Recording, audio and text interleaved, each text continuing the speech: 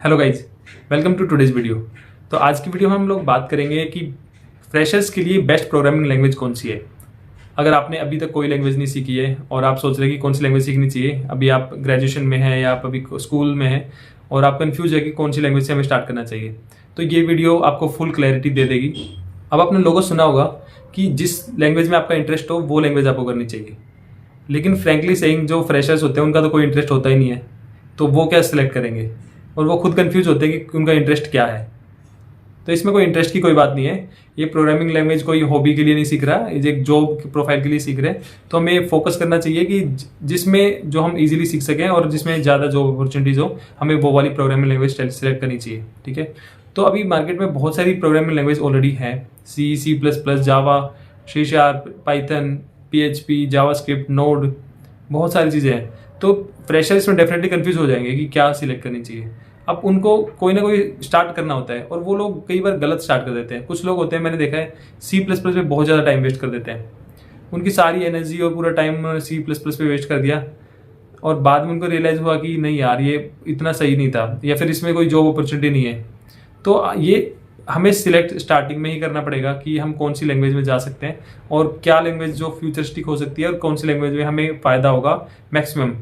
वैसे सारी programming language अच्छी हैं, सब में जॉब अपॉर्चुनिटीज़ हैं और सब में है सब कुछ, लेकिन थोड़ा बहुत है जिसमें कि किसी की लर्निंग कर्व ज़्यादा सिंपल है, किसी की डिफ़िकल्ट है थोड़ी सी, और किसी की किसी के कंपेरेटिवली कम है मार्केट में अभी जॉब्स।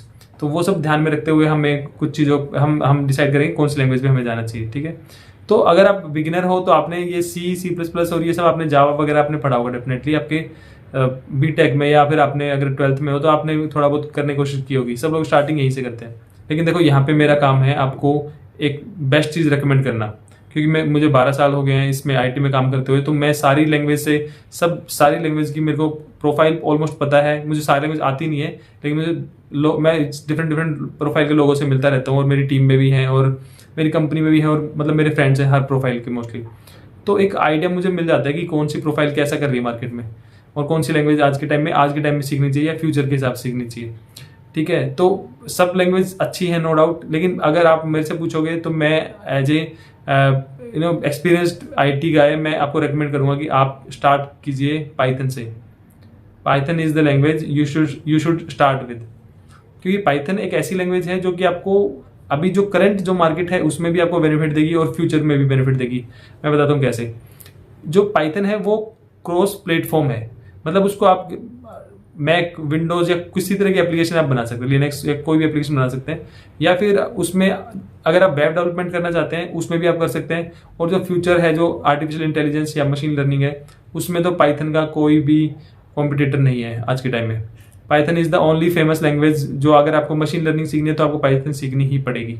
तो क्यों ना आप वो चीज़ सीखिए जो कि आपको अभी भी फायदा देगी और फ्यूचर में फायदा देगी। क्योंकि अगर आप जावा जावा सीखोगे तो वो आपको मशीन लर्निंग में हेल्प नहीं करने वाली, वो आपको वेब डेवलपमेंट में हेल्प कर देंगी, बैक एंड में, फ्रंट एंड में, इधर हेल्प कर देंगे आपको, लेकिन आपको मशीन लर्निंग में हेल्प नहीं करेगी। या फिर आर्टिफिशियल इंटेलिजेंस में अगर आप कल को जाना चाहते हैं वहाँ पे आपकी हेल्प नहीं कर पाएगी। तो आपको आई थिंक अगर आपको एक लैंग्वेज सिलेक्ट करनी है और आप अभी कंफ्यूज हैं और आपको सारी लैंग्वेज सब मतलब आपने कोई अभी स्टार्ट नहीं की है, तो आप आई थिंक पाइथन के साथ स्टार्ट करनी चाहिए आपको।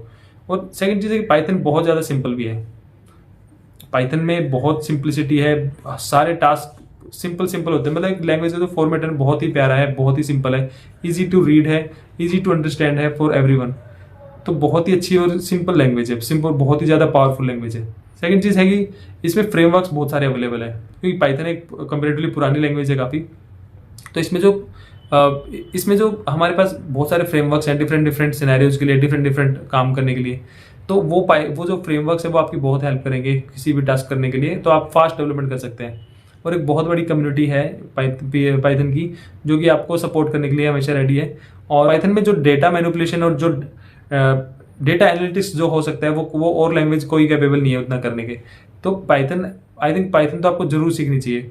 तो अगर आप अभी एक लैंग्वेज को डिसाइड करना चाहते हैं और आपने अभी कंफर्म नहीं किया कि कौन सी लैंग्वेज है आपकी, तो I think I would suggest Python में ही जाइए। पाइथन से आपको बहुत सारी चीज़ें समझ में आएंगी और आप ओवरऑल अगर आज आप पाइथन सीखते हैं तो आप कल ही अप्लाई कर सकते हैं जॉब के लिए।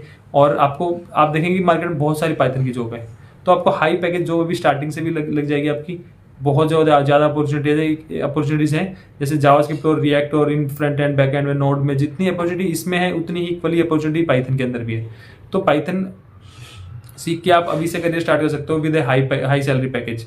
और जब आप धीरे धीरे जब आप ये वो चीज़ करेंगे, 1-2 साल अपने काम किया मान लो, अभी आपने सीखा स्टार्टिंग में, उसके बाद आपका पाइथन बिल्कुल स्ट्रॉन्ग हो जाएगा, आपको हैंड्स ऑन एक्सपीरियंस हो जाएगा पाइथन पे अच्छे से, आपके कोर और जो बेसिक है वो पूरे सारे क्लियर हो चुके होंगे 1-2 साल में। उसके बाद आप मूव करो मशीन लर्निंग पे, ठीक है। तो मशीन लर्निंग में क्या है, पाइथन आपको सीखने की जरूरत नहीं पड़ेगी, और पाइथन से रिलेटेड जो फ्रेमवर्क्स हैं वो भी आप कुछ फ्रेमवर्क्स भी कर चुके होंगे। तो सिर्फ आपको डेटा स्पेसिफिक और मशीन लर्निंग स्पेसिफिक फ्रेमवर्क्स करने पड़ेंगे, और लेकिन आपका कोर बिल्कुल बन चुका होगा पाइथन का। तो वो बहुत ज़्यादा जरूरी है, और फ्यूचर में मशीन लर्निंग का बहुत ज़्यादा स्कोप है। हर फील्ड में मशीन लर्निंग का यूज़ करने की सोच रहे हैं अभी सब लोग, सारी कंपनीज मशीन लर्निंग के पीछे पड़ी हुई है। मैंने एक डेडिकेटेड वीडियो भी बनाया मशीन लर्निंग के बारे में, और मशीन लर्निंग का रोड मैप क्या है, उसमें मैंने मेंशन किया था कि Python is a must go language. तो पाइथन आपको जरूर सीखनी चाहिए। पाइथन आपको अभी भी फ़ायदा देगी और फ्यूचर में भी आपको फ़ायदा देगी। तो ये एक छोटा सा वीडियो था बेस्ट प्रोग्रामिंग लैंग्वेज के बारे में। अगर आपको ये वीडियो अच्छा लगा तो प्लीज़ चैनल को सब्सक्राइब कीजिए, वीडियो को लाइक कीजिए और अपने फ्रेंड्स के साथ शेयर कीजिए। और पाइथन में अगर आपको कोई प्रॉब्लम आती है तो आप मेरे से पूछ सकते हैं। I will try to help you in that. Thank you so much. मिलते हैं नेक्स्ट वीडियो में। Bye bye, take care.